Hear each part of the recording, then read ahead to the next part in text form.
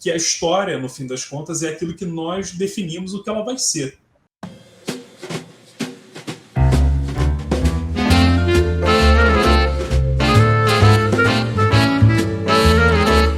Olá, boa tarde a todos, todas e todos que nos acompanham em mais esse programa do projeto A História em 60 Minutos, né, um projeto de extensão em parceria entre o Departamento de História da UFRN, campus de Caicó, né, do Centro de Ensino Superior do Seridó, com o grupo de trabalho de Teoria e História da Historiografia da Ampul Brasil e também da Sociedade Brasileira de Teoria e História da Historiografia, né, um projeto que produz entrevistas gravadas com profissionais de história que atuam na universidade, em escolas, museus, arquivos, enfim, diversos espaços, e cujo objetivo é justamente mapear, né, problemas que envolvem tanto a dimensão da produção do conhecimento histórico, exatamente, quanto a dimensão mais prática, né, do cotidiano do trabalho, em sentido bastante amplo, né, tanto na dimensão do ensino, quanto da pesquisa, e em particular, num projeto como esse, de extensão. E é uma alegria muito grande hoje receber aqui o professor Bruno Leal, professor do Departamento de História e do Programa de Pós-Graduação em História da Universidade de Brasília, UNB, que é também idealizador, né, do portal de divulgação científica Café História, bastante conhecido e popular. E esse projeto, portanto, quando foi pensado, o nome do Bruno, evidentemente, foi um dos primeiros lembrados, né, já que tem muita relação esse tipo de projeto e de formato com o trabalho que ele vem produzindo há muito tempo. Tudo bem, Bruno? Boa tarde, bem-vindo. Tudo bem, Evandro? Boa tarde para você, boa tarde, bom dia, boa noite para quem nos assiste agora. É um prazer estar aqui com você.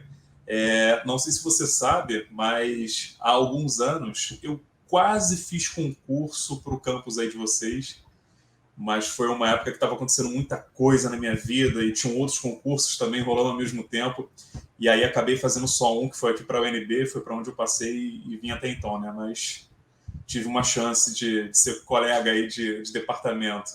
Ah, que bacana, não sabia, muito legal saber, mas que bom que apesar de não estarmos no mesmo departamento, a gente pode trabalhar, né? De alguma forma você está aqui no departamento de História dos Séries. Com certeza, agora. De uma forma ou de outra, estou aqui. Exatamente, muito bom, muito legal. Antes de colocar a primeira pergunta para o professor Bruno, eu queria também só registrar aqui, né, que para quem está nos assistindo, chegou a essa entrevista, né, está conhecendo aqui pelos canais do Departamento de História do SERES no YouTube e do Programa de Pós-Graduação em História também do SERES. As entrevistas entram em simultâneo nos dois canais institucionais da UFRN, e que também podem ser, além de assistidos pelos canais no YouTube, as entrevistas encontram também um formato podcast, né, na plataforma Spotify. Há lá um canal também, um perfil do projeto, no qual essas entrevistas podem ser ouvidas, né, e conhecidas também. E quem quer mais informações sobre o projeto, quer acompanhar as entrevistas, que são semanais, né, entram toda sexta-feira às 17 horas nesses dois canais e no Spotify, YouTube e Spotify, que sigam no Instagram o perfil oficial, o IG oficial do projeto, né, @60 por extenso, _história. Lá mais informações podem ser obtidas também. Tá bom? Mas vamos lá, vamos para a nossa entrevista de hoje, então. Bruno, a primeira pergunta, bastante ampla, mas bastante importante para a gente começar a pensar, né, as questões que envolvem esse projeto, é a seguinte: na sua opinião e pela sua experiência, qual é, o que é, melhor dizendo, o que é a história neste século? Pergunta difícil, pergunta desafiadora, mas é uma pergunta que eu acho que ela tem uma resposta, de certa forma, fácil, né? Porque desde que a história ela se tornou uma disciplina, ela foi institucionalizada lá no final do século XIX, principalmente no decorrer do século XX, a história sempre foi conjugada no plural. A gente sempre teve muitas definições de história, né? Então, e eu acho que no século XXI essa polifonia ela continua existindo, né? A gente pode falar de diferentes histórias. Se você fizer uma brincadeira, perguntar aí num departamento, num programa de pós-graduação da universidade para cada um dos professores o que é história, né? E a mesma coisa se eu fizer aqui, muito provavelmente nós teremos respostas diversas, antagônicas, né? Não há um certo nem um errado, né? Então, quando eu penso nessa pergunta, né, que no fundo é o que é história, eu sempre me lembro de um trabalho do Norbert Elias, naquele livro dele sobre o tempo, que é um livro muito bonito, que ele vai discutir a questão da temporalidade e tal, e tem um capítulo, se não me engano, o primeiro, que ele começa com uma parábola, que é justamente essa: se ninguém me pergunta o que é o tempo, eu sei exatamente o que ele é, mas se alguém me pergunta, eu já não sei mais. Eu acho que na vida a gente pode aplicar essa parábola para muitas outras coisas, e eu acho que a história é uma delas. É claro que quando a gente vai para dentro da sala de aula, para um curso de introdução aos estudos históricos, né, de teoria da história, a gente acaba formulando uma visão, né, uma definição do que é história, mas ao mesmo tempo a gente sempre conversa com os nossos alunos e com as pessoas em geral também, dizendo que, olha, não existe uma resposta única, definitiva, né, que a história, no fim das contas, é aquilo que nós definimos o que ela vai ser, né? Então, eu acho que essa polifonia que existe desde o século XIX, ela perdura, né? Ela atravessa o século XX e ela perdura no século XXI. E eu acho que é importante que a gente tenha essa polifonia, né? Porque se a gente entende história de diferentes maneiras, de diferentes formas, nós podemos produzir uma história igualmente rica, né? Então, a historiografia, que a gente pode chamar essa escrita da história pelos historiadores, né, ela vai ser igualmente múltipla, né? Agora, os alunos sempre ficam muito inquietos, né, com essa pergunta, né, o que é história, ainda hoje, no século XXI, que é um século que está começando. Então, a gente tem aí pela frente pelo menos 80 anos para criar novas definições, né? Mas a história, ela continua sendo, ao mesmo tempo, uma área de formação. Então, quando eu sou formado em História, eu ganho lá meu diploma, dizendo que eu sou bacharel, licenciado em História, né? Então, ela é uma área. Ao mesmo tempo, para o senso comum, História é sinônimo de passado. Para nós, historiadores, certamente não é, mas para o senso comum é. E essa é uma força muito poderosa, muito importante. História também pode ser sinônimo de historiografia. História pode ser sinônimo de memória. Então, veja quantas definições, quantas dimensões nós temos para essa palavra, né? E é um fenômeno que acontece não só com a língua portuguesa, mas com várias outras línguas, né? Onde essa multiplicação de denominações, de definições, de dimensões também ocorre, né?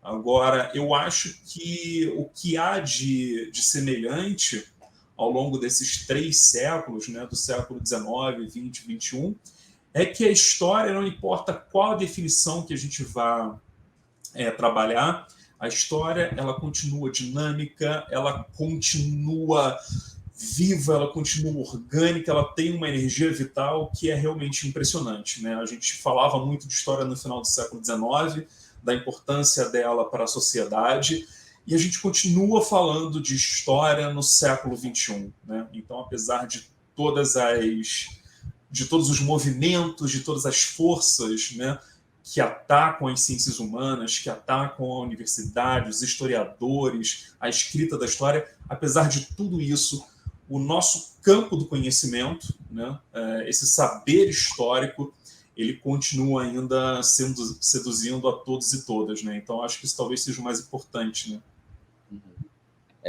Com certeza. Foi muito legal você remontar o século XIX, né, para a gente ver essas variações.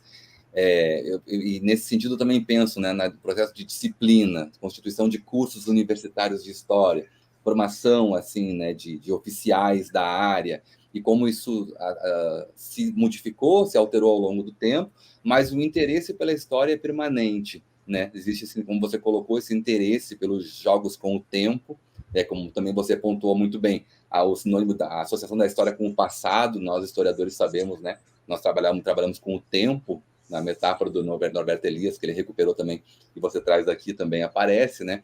Então, nesses jogos com o tempo que vão alterando, há algo de permanente, que é esse interesse pela história, né? As formas de fazer, as formas de divulgar, as formas de de ensinar a história variam no tempo, mas continuam algumas regras assim que estão um pouco estruturais, e sobre isso também eu queria falar ao longo da entrevista com você. E nesse sentido, então, pensando a partir dessa recuperação que você fez, pontuando esse vigor da história, que é uma constatação, tem aparecido de fato nas diferentes entrevistas do projeto, esse vigor, né? Esse interesse pela história que se multiplica, a cultura produz novos recursos, as tecnologias oferecem outras possibilidades, melhores ou piores, não vem ao caso, mas o fato é que a história está sempre aí, atravessando a experiência, né? Então, nesse sentido, assim, o que você acha? O que, na sua opinião, nós podemos perceber como ganhos e perdas, assim? Se constitui uma disciplina, um campo profissional, assim, né, que se desenvolve ao longo do tempo, a gente pode pensar, inclusive, em termos muito descontínuos, essa ideia de profissionalização, mas, de qualquer forma, a constituição de cursos que formam profissionais. Na sua opinião, assim, o que nós ganhamos e o que nós perdemos? Olha, se a gente retomar aqui na nossa conversa o século XIX, né, que foi ali, principalmente no último quarto do século XIX, a gente vai testemunhar nesse período um primeiro movimento de profissionalização da história, né, dessa ideia do historiador como aquele sujeito que estuda profissionalmente o passado, que tem um lugar social de fala, de pertencimento, né, que é a universidade, que é o centro de pesquisa, né? Então, esse momento do século XIX é muito importante por essa profissionalização e pela institucionalização da história, né? E quando a gente fala de institucionalização, a gente está falando de um movimento que vai situar a história como um campo do conhecimento, no século XIX ainda como um campo científico, que está dentro da universidade, de um campo do conhecimento que é dividido em cátedras, em disciplinas, onde os professores vão ser os protagonistas da produção desse conhecimento, e é um conhecimento que, ao mesmo tempo, ele é ensinável, né? É um conhecimento que possui métodos, né? Então é isso que a gente está chamando de profissionalização, né? De institucionalização da disciplina histórica a partir do final do século XIX. Claramente, nós ganhamos muita coisa com isso. A gente ganha, por exemplo, e aí quando eu digo nós no plural, né, nós historiadores, nós que estamos dentro de sala de aula, nos arquivos, nas bibliotecas, nós ganhamos, em primeiro lugar, legitimidade. Legitimidade de um novo discurso, né, um discurso que surge no século XIX como um discurso de explicação da sociedade, de explicação dos fenômenos do mundo social, do mundo político, do mundo econômico, e é muito importante essa legitimidade. Sem ela, a figura do historiador ela não fica de pé, né? Ao lado dessa legitimidade, claro que tem também toda uma construção do que é a autoridade do historiador, né? E aí o lugar da universidade, porque é a própria universidade que está em transformação no final do século XIX, né, como esse lugar da ciência, né? Então a gente ganha legitimidade, a gente ganha autoridade, né? Nós somos investidos com um certo poder, né, de fala, a sociedade nos reconhece como aqueles que são autorizados a falar sobre o passado, né?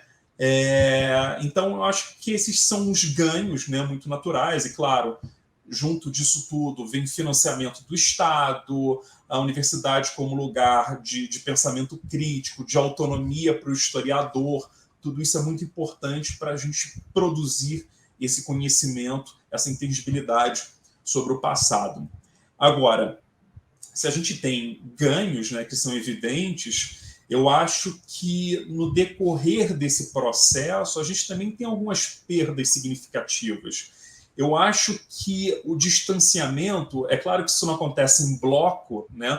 Mas em alguma medida isso acontece, esse distanciamento das artes, né? O distanciamento que a gente vai tendo em relação também a outras disciplinas, como a geografia, de algumas outras humanidades, de certa subjetividade, né, do campo das humanidades, isso é muito importante, né? Eu acho que essa perda do diálogo com alguns campos do conhecimento, eu acho que eles trazem alguns prejuízos para o campo da história, né? Principalmente no início do século XX, quando se planejava, quando se projetava uma história fundamentalmente científica, né? Positiva, né? Então, eu acho que isso gera alguns transtornos para os historiadores aí que vão surgindo nos anos 40, nos anos 50, que vão querer repensar essa historiografia, né? Então, acho que no curto prazo a gente vai ter esse tipo de prejuízo, né? Que é o distanciamento das artes e de um outro tipo de pensamento que não necessariamente é o pensamento científico, né? Isso traz alguns prejuízos. E há um outro tipo de prejuízo também, é que, de certa forma, quando a história ela se torna uma disciplina, quando ela é institucionalizada, a gente acaba encapsulando a história dentro de uma determinada regra científica, né? Ou dentro de um determinado modo de fazer o conhecimento, né? E que a gente acabou se especializando muito nisso, né? Então a gente cria cátedras, a gente desenvolve periódicos científicos, revisão de pares, a gente cria os nossos laboratórios, as nossas linhas de pesquisa, os nossos programas de pós-graduação, né? Então a gente desenvolve muito duas vocações, né, do historiador, que é o ensino. Nós aprendemos a formar muito bem professores de história, estejam eles dentro de salas de aula no ensino superior ou no ensino básico. Então, essa vocação está muito bem estruturada, né, do ensino de história. E nós também formamos ótimos pesquisadores, historiadores profissionais que vão desenvolver pesquisas e que vão falar para outros profissionais dentro do seu próprio campo, né? Então, o campo do ensino e o campo da pesquisa, essas duas dimensões do ofício do historiador, isso foi muito bem desenvolvido ao longo do século XX, graças, em grande medida, a esse processo de institucionalização da história. Por outro lado, eu vejo essa trajetória dos historiadores ao longo do século XX, e aí eu estou me referindo basicamente à América Latina, ao Ocidente, né? A gente deixou, em um plano muito secundário, em um plano muito periférico, uma produção de história voltada para amplas audiências, para o público não acadêmico. E aí vem muito do que eu tenho feito em termos de pesquisa e prática na história, né? Que é o desenvolvimento de um pensamento dentro da divulgação científica, que é a problematização da história pública, né? Que seria uma terceira vocação, embora eu não goste tanto dessa palavra, né? A gente pode usar talvez como um sinônimo aí, um pouco melhor, uma outra dimensão do ofício do historiador, que é falar com esse público não especializado, esse público extra-acadêmico, né? Essas pessoas que estão fora da universidade, né? Então, eu tenho um enorme interesse nesse tipo de debate, né? Para além do ensino e para além da pesquisa, a gente precisa, eu acredito, a gente precisa entender e também desenvolver essa outra história, né? Que é essa história que é consumida pelo público não historiador, né? E ao longo do século XX, a gente foi deixando isso cada vez mais no segundo plano. Tanto é que quem mais vai ter esse poder, né, de síntese, de comunicação, não são os historiadores, mas são os advogados, são até mesmo os médicos e principalmente os jornalistas, né? São eles que vão conseguir conversar em grande medida com esse outro público, com essa outra audiência, né? Com a qual até hoje nós temos muita dificuldade em estabelecer diálogo. Eu não estou dizendo aqui que nós fomos completamente ausentes, né, desse flanco da história, né? De forma alguma. A gente encontra na Europa e no próprio Brasil, em vários lugares, muitos projetos tocados por historiadores ou que tiveram a participação de historiadores, né, projetos voltados para essa quimera que a gente chama de grande público, né, mas que esse público não especializado, né, e que foram historiadores que investiram muito esforço nesse tipo de comunicação. Mas isso nunca foi a prioridade dos historiadores profissionais no século XX. Nem da universidade, nós nunca tivemos uma formação que nos preparasse para fazer esse tipo de história, esse tipo de comunicação, né? E aí basta fazer uma pergunta, Evandro. Eu te pergunto, os historiadores profissionais que no século XX ou até o início do século XXI se dedicaram a esse público não acadêmico, esses historiadores, de que tipo de prestígio eles gozaram no século XX e no início do século XXI? Né? Será que eles foram os mais festejados pela comunidade dos historiadores? Né? A minha resposta é que não. Né? Então, há também uma série de preconceitos, né? de mitos que nós precisamos desfazer, né? para conseguir abraçar essa terceira dimensão aí do trabalho do historiador. Né? Talvez seja uma terceira margem do rio que a gente não consegue ainda visualizar, mas que é extremamente importante e que eu acho que a gente deixou ela muito para lá, sabe? A gente jogou ela para escanteio nas últimas décadas, né? Eu acho que isso tem mudado nos últimos, 20 anos, né? E eu acho que isso muda não é à toa, isso muda por conta das transformações da própria disciplina histórica, do quem faz história, para quem se faz história.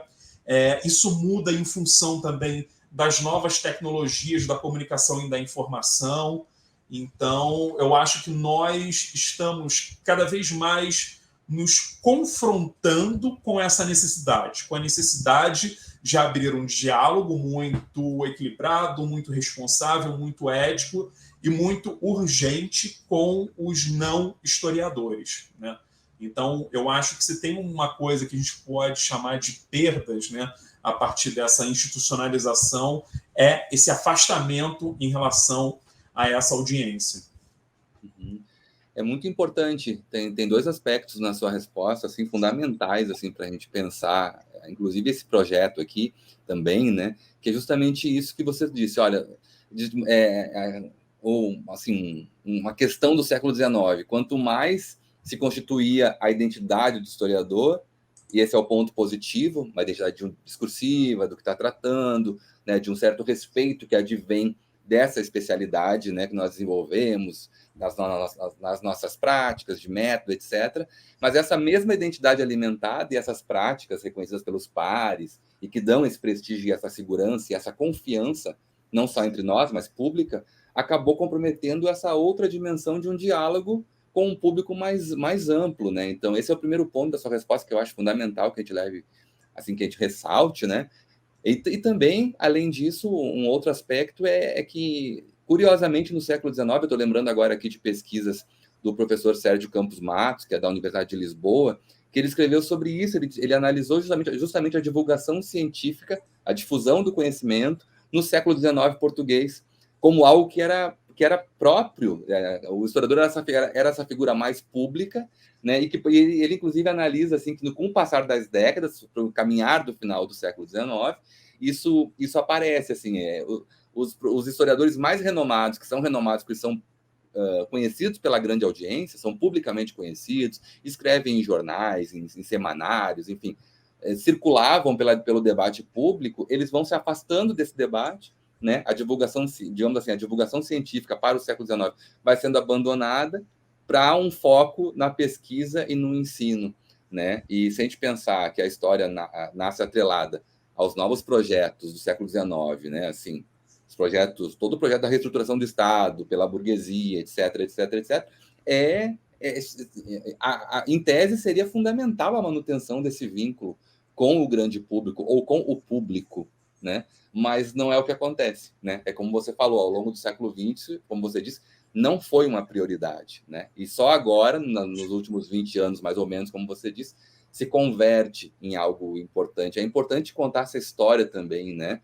E ver os problemas, as Sim. perdas, né? Que envolveram a gente abrir mão dessas outras formas, né? Dessas outras linguagens, dessa reescrita, que muitas vezes é reescrever, né? Assim, repensar as formas de dizer, como colocar as questões, tornar de fato algo mais público novamente, né? E veja, eu sempre gosto de citar esse exemplo, eu posso soar meio repetitivo para quem está acostumado a me escutar, mas o Legoff, no início dos anos 80, né, numa entrevista durante um dos vários booms da história no meio social, ele é perguntado, né, do lugar do historiador nessa sociedade que demanda cada vez mais pelo passado, né, e pela história.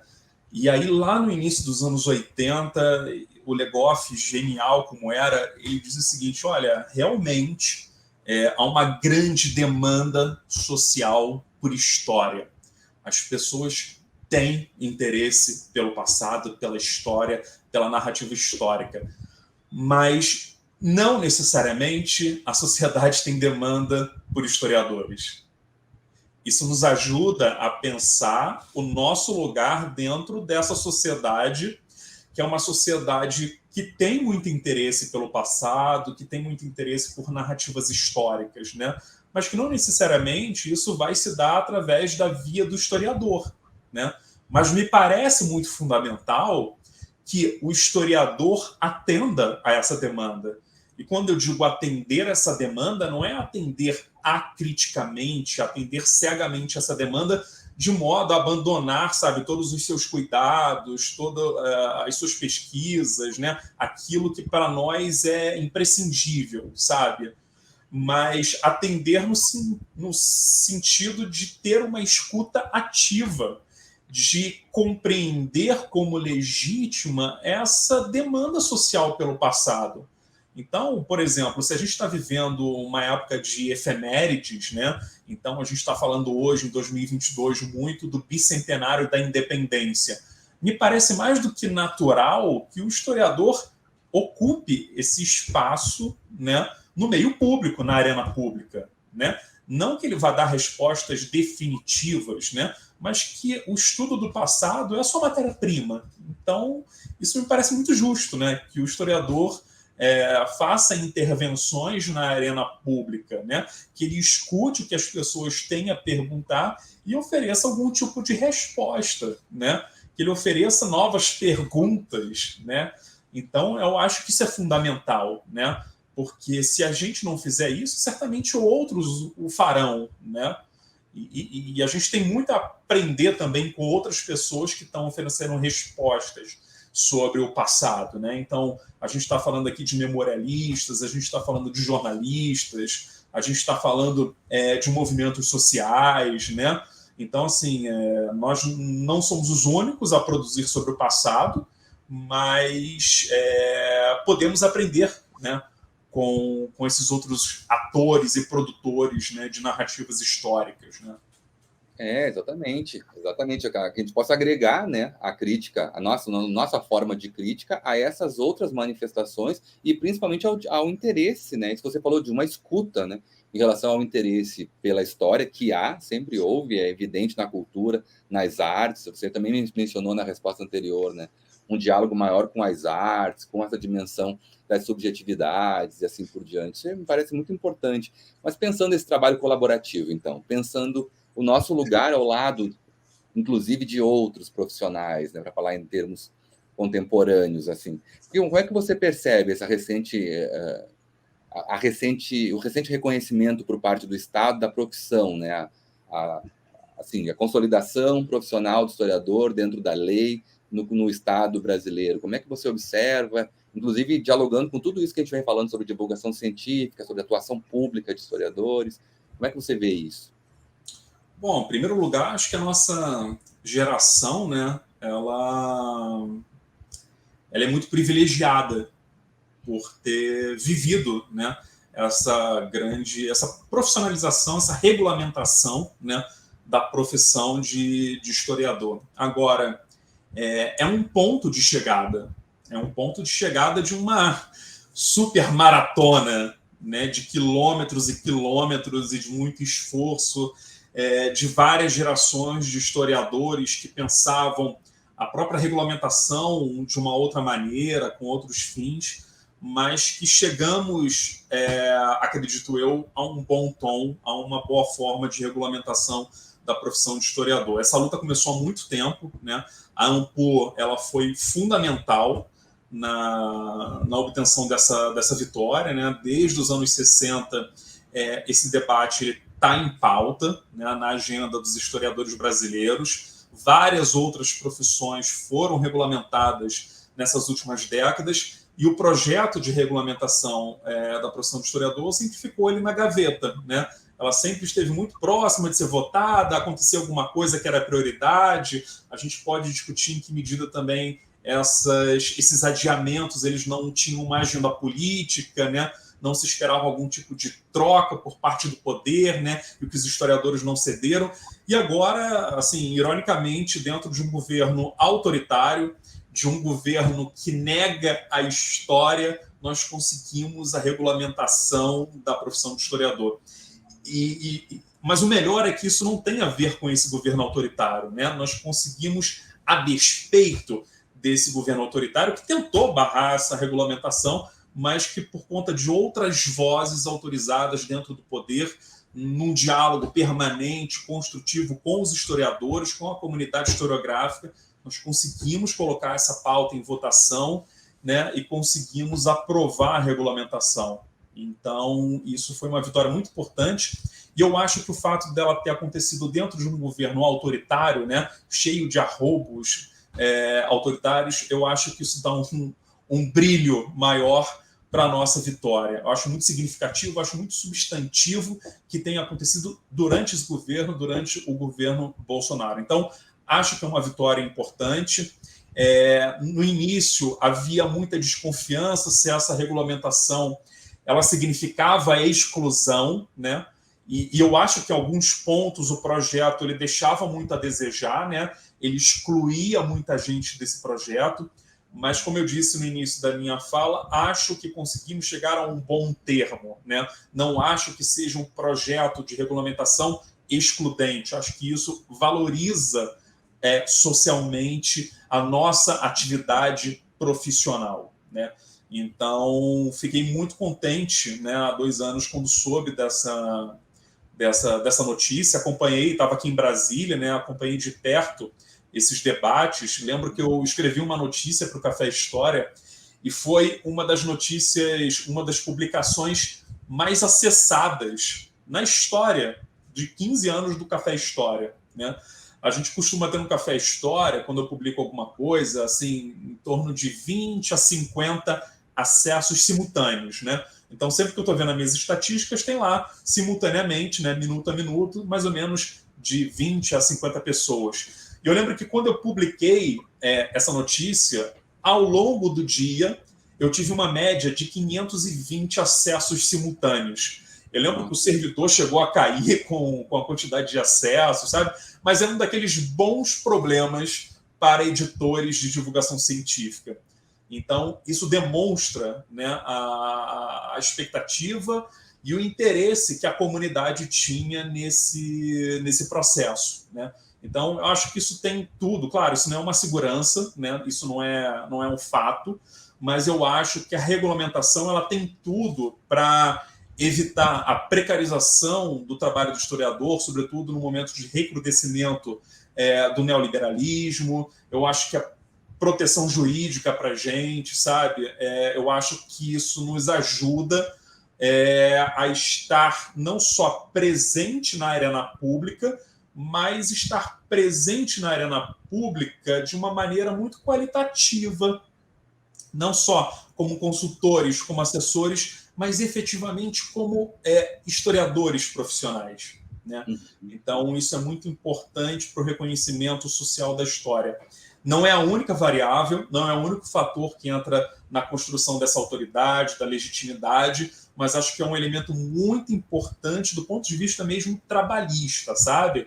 Da gente fincar a nossa bandeira, né? Da gente tentar mostrar para a sociedade, né, qual é o valor dessa profissão, né? É uma atividade profissional, né? Então, eu acho que isso tem um valor tremendo para nós, historiadores, né? Eu vou querer falar um pouquinho sobre o Café História também com você, ouvir um pouquinho você sobre esse projeto, mas eu não queria perder algo que você falou também na sua última resposta, sobre essa atuação, né? Essa questão do reconhecimento da profissão, da regulamentação, tem a ver também com as demandas urgentes que nós temos agora, né? Assim, que vem se colocando nos últimos tempos, em especial em relação aos negacionismos, né? Que é o negacionismo sentido geral da ciência, enfim, negacionismos em sentido bastante amplo, mas em particular os negacionismos ligados à história e ao ensino de história. Então, nesse sentido, assim, qual é a sua opinião? Qual seria a posição que nós deveríamos ou poderíamos ocupar no espaço público num contexto negacionista, pensando assim no nosso presente imediato? Uhum. Esse é um debate muito importante. Eu tenho acompanhado ele com certa preocupação, porque há um grande número de respostas que eu acho muito simplificadoras, né, desse processo. Então, por exemplo, olha, com mais história pública, com mais divulgação científica em história, a gente vai conseguir derrotar o negacionismo. Ou uma outra, por conta do afastamento dos historiadores dessa arena pública, né, o negacionismo se proliferou, né? Eu acho que são reducionismos de um fenômeno extremamente complexo, né? Não acho que o afastamento dos historiadores, em boa medida, da arena pública seja a explicação para o fortalecimento do negacionismo, que eu acho que tem a ver com a fragilização, tem muito mais a ver com a fragilização das instituições democráticas, muito mais a ver com o avanço dos fascismos, dos neofascismos, né? Com a erosão da nossa dimensão da cidadania, da desigualdade social, né? Eu acho que isso tudo explica muito mais os negacionismos, né? Uma certa agenda política no presente, do que efetivamente o afastamento dos historiadores dessa outra audiência da arena pública. Há conexões? Claro que há conexões, né? Porque quando você não está tão próximo assim do debate público, né, você acaba facilitando, em certa medida, a proliferação desses discursos. Mas não acho que seja uma relação de causa e consequência, né? Assim como não acho também que a mera participação do historiador na arena pública, seja através da divulgação científica ou da história pública, por si só, vai resolver a questão do negacionismo histórico, né? Isso é um problema da sociedade como um todo, não só da comunidade dos historiadores, né? Mas é das ciências humanas, é do poder judiciário, né? É da escola, é da imprensa, né? É da universidade. Todos nós precisamos construir a muitas mãos, né, a solução para esse tipo de problema, né? Que é uma ameaça enorme à democracia, né? Os diferentes tipos de negação da história. Em geral, a papo de 5 anos, quando a gente falava de negacionismo, a gente associava diretamente ao negacionismo do Holocausto, né? Que é a grande arena de debate conceitual do negacionismo. Mas hoje, a negação da história ela já está se ramificando a tal ponto da gente ter que falar, olha, qual é o negacionismo? É o negacionismo do aquecimento global? É o negacionismo da ciência? É o negacionismo do Holocausto, da ditadura, dos indígenas, né? Da luta contra o racismo, né? Então, eu acho que a aplicação desse termo, né, a diferentes fenômenos de negação demonstra a urgência, né, desse debate, né? Então, eu acho que sim, o papel do historiador é fundamental, né? Fundamental na arena pública, na mobilização de diferentes setores, de diferentes audiências, mas não acho que o historiador seja o único a participar, né? A oferecer respostas a esse problema, né? Acho que a gente precisa ampliar esse leque de protagonistas, né? Mesmo quando nós falamos de negação da história, né? Outros sujeitos são fundamentais no combate a esse tipo de ameaça. Precisa ser um trabalho coletivo mesmo, né? O problema coletivo e interdisciplinar. Exato. O problema é grande demais, assim, e multifatorial para ser tratado exclusivamente por nós, né? Então, embora senão a gente enlouquece, cara. Senão a gente enlouquece, senão a gente vai se frustrar demais, porque a gente não vai conseguir sozinho, né? Muito bom, Bruno. Bom, e agora sim, eu queria aproveitar um pouquinho, gostaria muito que você falasse um pouquinho sobre o Café História, né? Que é um projeto que já tem muito tempo, ao qual você se dedica também há muito tempo, que atravessou pelo menos tanto o meu processo de formação no doutorado, quanto de atuação profissional, é uma referência importante para os estudantes de história, eu vejo pelos meus alunos, né? Então, eu queria que você falasse um pouquinho sobre esse projeto, para pensar, inclusive, este projeto História em 60 Minutos. Eu voltei ao Café História, retomei algumas leituras, a entrevista que você fez com a professora Ângela de Castro Gomes sobre, né, os mediadores culturais e assim por diante. Enfim, é sempre uma referência importante para quem está preocupado em pensar a divulgação científica, as relações da história com a internet, enfim, né? Então, nesse sentido, eu gostaria que você pudesse falar um pouco, contar um pouco a história, de uma forma, né, breve, desse projeto e as suas impressões assim mais recentes sobre os resultados dele. Vou tentar fazer um grande exercício de síntese, porque se você deixar, cara, eu vou fazer uns 10 episódios aqui de 60 minutos contigo. Seria ótimo. Né? Mas vamos lá, cara. Assim, o Café História, né, ele é fundado por mim no dia 18 de janeiro de 2008. Nessa época, eu estava terminando a minha graduação em História.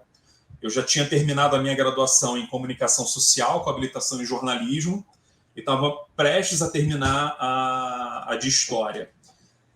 Mas, assim, a ideia do Café História em si, antes dele ter esse nome, Café História, ela é anterior, né? Ela vai surgir aí entre 2005 e 2007, quando eu estava fazendo justamente essas duas graduações, Comunicação Social e História.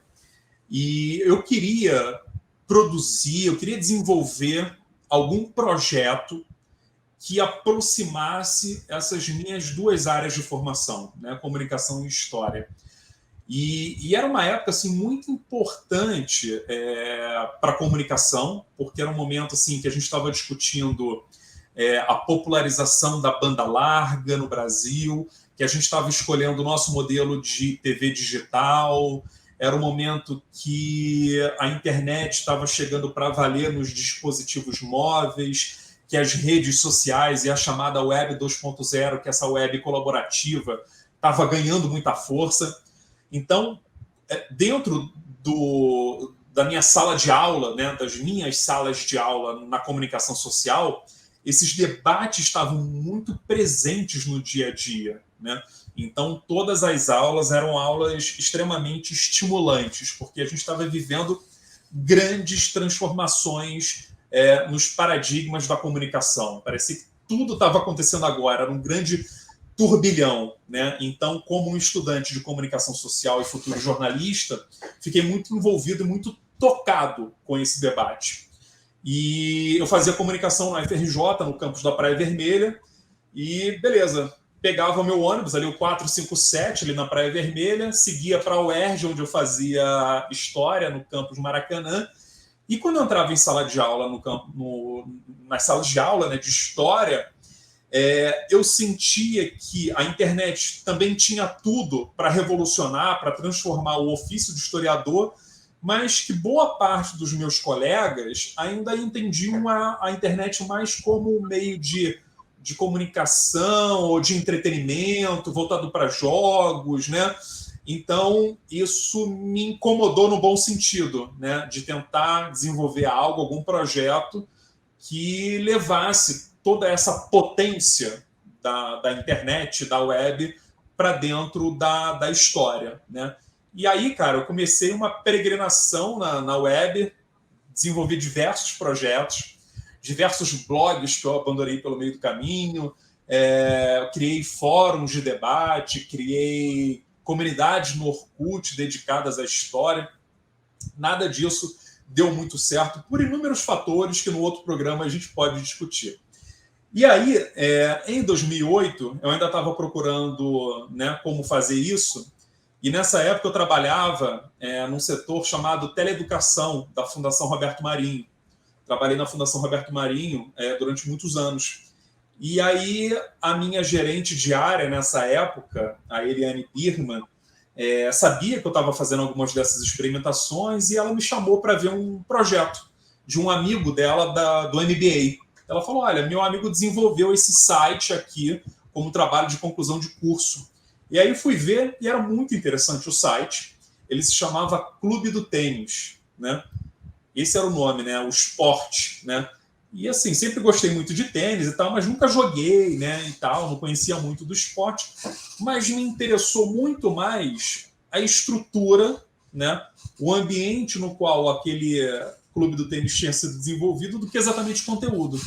E aí, quando eu fui ver, o clube do tênis ele tinha sido desenvolvido dentro de uma plataforma chamada Ning, que é uma palavra chinesa que em português quer dizer paz. E o Ning era uma empresa norte-americana, né, lá no Vale do Silício e tal, e era uma rede que, em resumo, ela permitia que qualquer pessoa criasse a sua própria rede social. Então, a gente não está falando assim de um blog, a gente não está falando de um fórum. É como se cada pessoa pudesse construir o seu próprio Facebook. E aí, na hora, caiu a ficha. Caramba, é isso que eu preciso, né? Criar uma rede social voltada para historiadores, né? E foi aí que surgiu o Café História em janeiro de 2008. Era uma rede social, né, para historiadores e não historiadores. Ele tinha 2 objetivos, né, principais. Desenvolver um meio de comunicação que aproximasse os historiadores, que eles pudessem trocar experiências, informações, e, por outro lado, que pudesse ser uma rede social que compartilhasse, que divulgasse o conhecimento histórico produzido dentro da academia para audiências não historiadoras, né? E aí surgiu o Café História entre 2008 e 2016, né? Ao longo dos seus 8 primeiros anos, o Café História ele foi fundamentalmente uma rede social. Então, você entrava no Café História, fazia uma conta pessoal, você tinha lá uma página pessoal, você publicava mensagens de blog, você subia vídeos, fotos, abria fóruns, né? Então, os participantes do Café História, de fato, eram os grandes autores e autoras do Café História, né? Em 2016, esse modelo ele chega a um grande esgotamento, né? A uma grande falência que eu pude identificar. E aí a gente faz uma grande transformação no Café História. Ele migra em 2017, ele deixa essa rede chamada Ning e ele migra para o WordPress, que é um sistema de código aberto. E aí o Café História ele deixa de ser efetivamente uma rede social. Ele se torna um portal de comunicação, né, de divulgação científica 100%. Né? O que isso quer dizer? Que todo o conteúdo publicado pelo Café História foi produzido ou pela administração, os editores do Café História, ou por convidados do Café História. Né? Isso quer dizer que nós não somos mais colaborativos? De forma alguma. Né? O Café História ele é colaborativo. Né? O que muda é a forma de colaboração, quem colabora e o tempo de colaboração.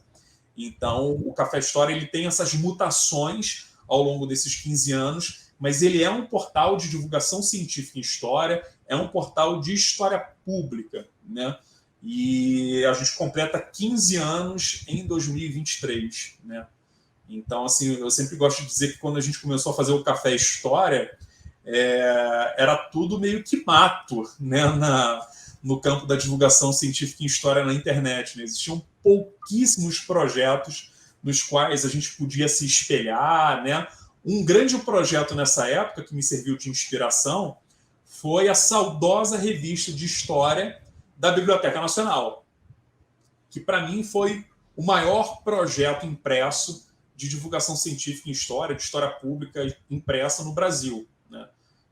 Gostaria muito que esse projeto voltasse à vida, ainda tenho esperança, mas é um projeto com o qual eu aprendi bastante, eu me espelhei muito, né, no trabalho que o Luciano Figueiredo, que a Vivi, que a Náshila, a Nataraj, tanta gente fazendo esse projeto que seria injusto aqui, eu esqueceria de nomear toda essa equipe, né? Mas foi uma equipe fantástica e que abriu caminhos para se pensar a história pública e a divulgação científica dentro das humanidades. Né? Basta dizer que foi a revista de história uma das idealizadoras do Festival de História, que acontece até hoje em Diamantina, do primeiro encontro de divulgação de história e ciências sociais do Brasil, que aconteceu na Casa da Ciência da UFRJ em 2009, né?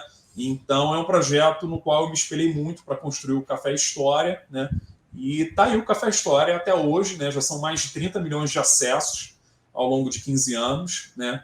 Então, acho que a gente pôde assim, dar alguma contribuição para esse campo, né?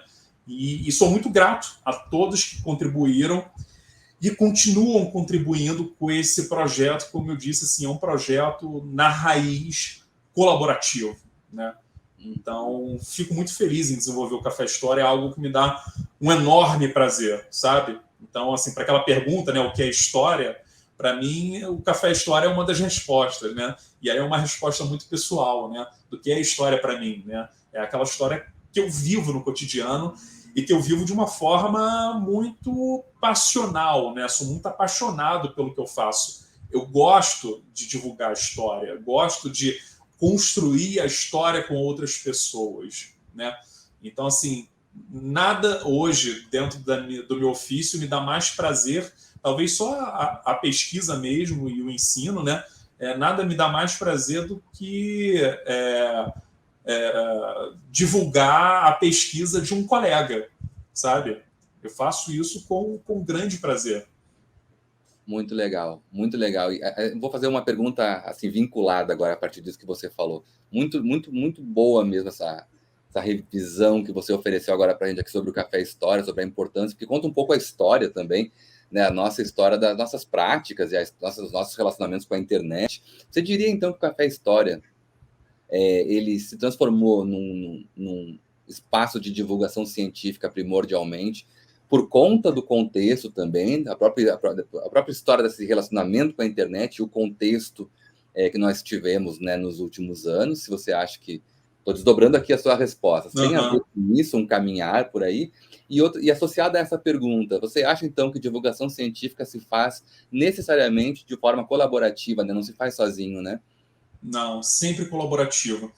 E sim, eu acho que o Café História, eu acredito fortemente que essa mudança do Café História lá no final de 2016 para 2017, quando a gente deixa de ser uma rede social e se torna 100% um portal de divulgação científica, eu acho que isso tem muito a ver com o nosso contexto, sabe? E é um contexto, Evandro, assim, de crise, em certo sentido, de crise da colaboração, tá?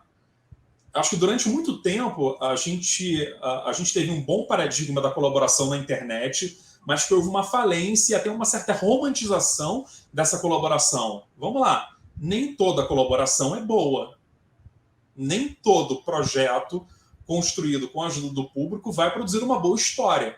E eu vi muito isso diretamente no Café História, né? Então tinha muitas pessoas que se mobilizavam para criar fóruns, para criar grupos, né? Mas que efetivamente eu não acreditava que aquilo dali era uma boa história, que era uma história antidemocrática, que era uma história muito radical nos seus princípios éticos, né, que abria mão do diálogo, né, era uma história excludente, né? Então comecei a me perguntar, ora, que história é essa que as pessoas, né, estão construindo dentro do Café História? E aí, quando eu digo pessoas, só para você ter uma dimensão, em 2016, o Café História tinha 63 mil pessoas associadas. Eram 63 mil usuários do Café História. Pessoas com perfis no Café História. E são essas pessoas que construíam o Café História. Nós tínhamos conteúdos maravilhosos, mas tínhamos também conteúdos terríveis, né, de história. E aí comecei a me perguntar o que estava acontecendo dentro dessa dinâmica de colaboração.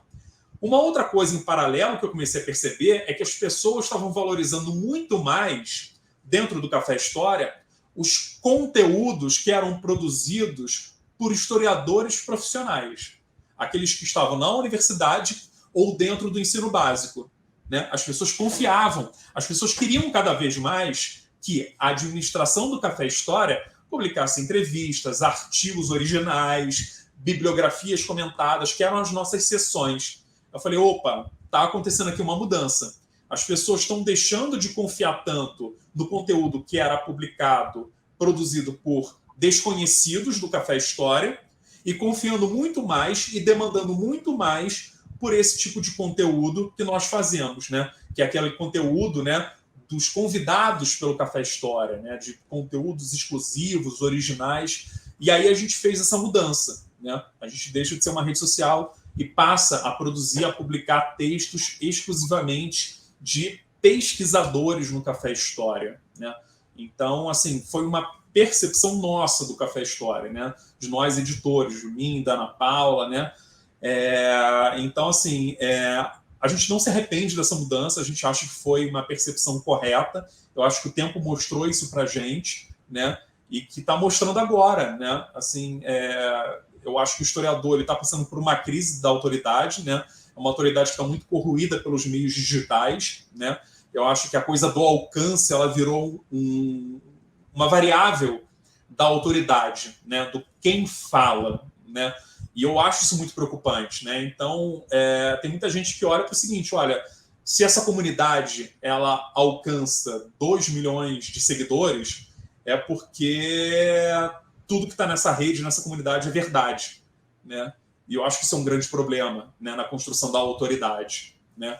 Então, eu acho que isso é uma maneira também da gente perceber as mutações nesse conceito de autoridade do historiador e como é que a gente pode se reinserir dentro dessa arena, né, do que dizer, para quem dizer, né? É um novo entendimento daquilo que a gente chama de autoridade, né? Que não pode ser confundido com autoritarismo, né? Autoridade é uma coisa, autoritário é outra, né? Às vezes eu acho que a gente confunde um pouco essas bolas, né? Mas são coisas diferentes. É muito importante isso que você traz agora também, né? Porque, como você falou, uma certa romantização do princípio colaborativo da internet, uma certa ideia de democratização promovida pelo espaço, né, da internet, quando na verdade nós vimos que não é tão simples assim, né? É preciso a democracia na internet envolve senso crítico, considerando aquilo que o Pedro Telles fala sobre o loteamento da internet por empresas, tem um controle do discurso já na internet bastante estabelecido, né, vinculado a interesses econômicos, como sempre, né? E também essa questão de que o trabalho colaborativo envolve responsabilidade, saber quem são as pessoas. Exatamente. Né? E isso não tem nada a ver com a pessoa ter 100 seguidores ou 1 milhão. Não é isso que exatamente vai definir a responsabilidade colocada naquilo. Né? A gente vê isso no debate sobre os influencers, etc., né, hoje em dia. Lá no início dos anos 90, né, o Pierre Levy, né, quando ele estava falando dessa inteligência coletiva, né, que ele usou para descrever essa internet, né, esse conteúdo ele foi muito interessante, mas assim, eu acho que a gente houve de fato uma onda romântica, né, de achar que o conteúdo mais importante, mais verdadeiro, aquele que vai nos salvar é o conteúdo colaborativo. E não necessariamente, né? Nem sempre o conteúdo colaborativo é um conteúdo de boa qualidade, né? Assim, eu tive casos de ameaças dentro do Café História. Olha, essa sua narrativa histórica não presta, ela é mentirosa, cuidado com o que você escreve, né? Então, assim, isso me fez soar um sinal de alerta, sabe? Então, hoje a gente continua acreditando que a colaboração ela é um elemento fundamental para o Café História, mas é um outro tipo de colaboração, né? Então, eu sempre gosto... É uma das primeiras vezes, inclusive, que eu estou falando sobre isso, sabe? Sobre essa crise, né? Sobre essa crise de uma fé cega na colaboração, né?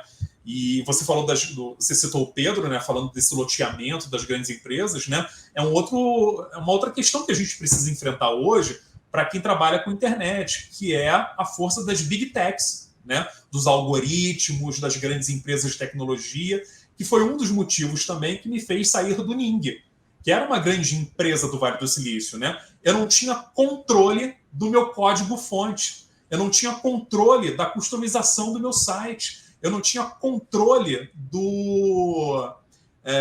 dos dados, né, que eu tinha no Café História. E é por isso que eu migrei também para o WordPress, né, que é um sistema de código aberto, né? Eu tenho muito mais controle daquilo que eu estou produzindo, né? Então essa foi uma das razões também de eu ter deixado o Ning, de eu ter feito essa transformação. Sim. Bruno, infelizmente o nosso tempo está acabando, eu acho que rende mesmo mais uns 5 ou 6 no mínimo com você, mas eu não queria perder a oportunidade de colocar uma última pergunta, que também é importante para o projeto, que são perguntas assim mais pessoais, assim, mais, de uma certa forma até íntimas, mas que são importantes, né? Na sua opinião, então, para a gente tentar amarrar aqui tudo isso que nós falamos, de que forma o tempo histórico faz parte da vida das pessoas, até pelo seu próprio mapeamento, né, nessa experiência da divulgação científica, e como você vê o sentido da história para a sua vida, como historiador, como sujeito, como cidadão? Uhum. Poxa, você começou com uma pergunta difícil, terminou com outra mais difícil ainda. Evandro, cara, as pessoas entendem história de diferentes formas, né?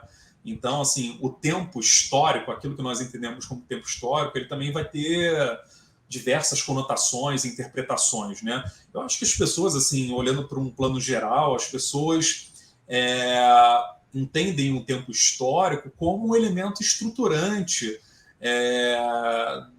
da sua identidade, da sua memória, da sua constituição enquanto cidadão, né? As pessoas vinculam as suas histórias individuais, pessoais, com a história da nação, com a história de uma comunidade, com a história de um país, né? Então, eu acho que é um elemento estruturante das nossas identidades. Lembrando sempre que essas identidades, elas são móveis, né? Porque se nós interpretamos o tempo histórico e a história de maneira múltipla e plural, né, essas identidades elas estão também em profunda transformação, né? Então, acho que as pessoas usam muito a história para esse fim, sabe? Para se situar dentro dessa grande aventura que a gente chama de vida, né? É um elemento estruturante da vida, né? E pensando na minha vida pessoal, né? Assim, além disso tudo, porque eu também uso a história para fazer isso, a história ela me diverte, né?